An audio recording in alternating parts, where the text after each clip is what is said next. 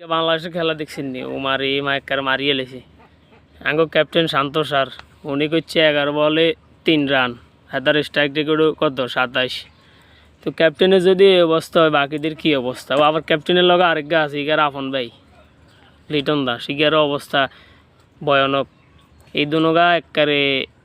হুরাই bumble হ্যাঁ এই দুইটাই পুরোটাই চক্কর বক্কর এরপরে খেলা শেষে ক্যাপ্টেনে কইল গিয়া যে মাঠের সমস্যা